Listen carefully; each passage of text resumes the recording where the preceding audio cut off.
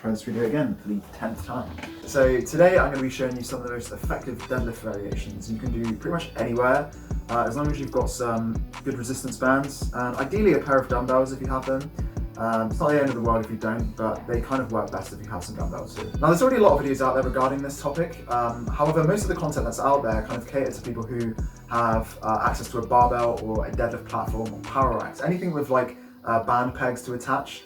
Now with this COVID-19 situation, that's not going to be many of you, so I'm going to show you some workarounds and show you some of the things that I do at times where I can't get to the gym.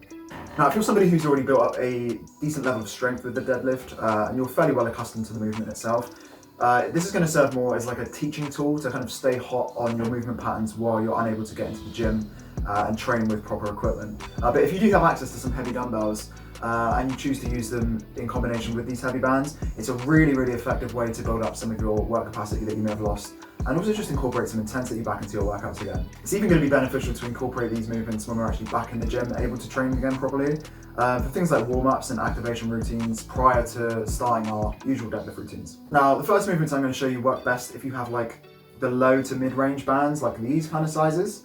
But to be honest with you, the bands that you choose to use is going to vary greatly on the general strength level that you're at. There's no right or wrong answer here. Just kind of play around with the equipment that you've got and see what works best for you.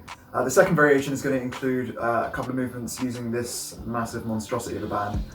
It's a bit less common, however, I've noticed in the last few weeks since this isolation period, a lot more people have been buying these and they're sold out everywhere, so these can be quite daunting to look at and to start using when you first get one. So I'll show you some things that you can do. Right, so the first variation, you need to wrap the band around your waist. This is the most popular variation I see people doing. It really focuses on hip extension and driving those hips through at the top of the movement, which will maximise your glute activation because of this. It's really good for the lockout portion of your deadlift as well. Now the second variation, you set the band up where it's pulling you forward. Now what I like about this is it really makes you focus on bringing your scapula down or packing your lats, very similar to what you do before executing a regular deadlift.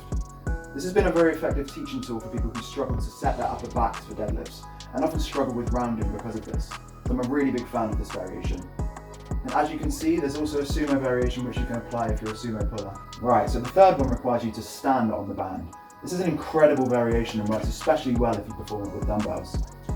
This is great for teaching explosiveness off the ground and building your confidence in general while deadlifting, as well as improving your lockout, of course. Personally, this is my favourite of the variations, as I feel it stays true to the conventional deadlift and mimics my deadlift cues most accurately. It's also just very challenging.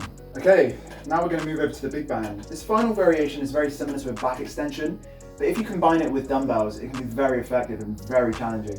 It works best if you're at a higher body weight, or if you have heavier dumbbells to counterbalance the band.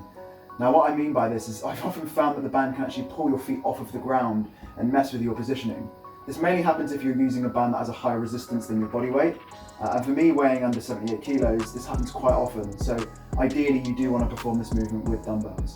I should also mention that all of these variations can actually be used in combination with each other. You just need to make sure that whatever you're using to keep your bands in place is heavy and sturdy enough to support them. As the more bands you use, the higher the tension will be, so the more sturdy these objects will need to be in order to hold them down correctly. Believe me, you do not want things flying around your room and like losing an eye, and then you go to the hospital and come out with one less eye, and you're probably going to get coronavirus as well, so just be mindful of that. As any new movement is going to feel extremely foreign to you, so just go light. Maybe stand close to the band at first and then just like work your way out as you go.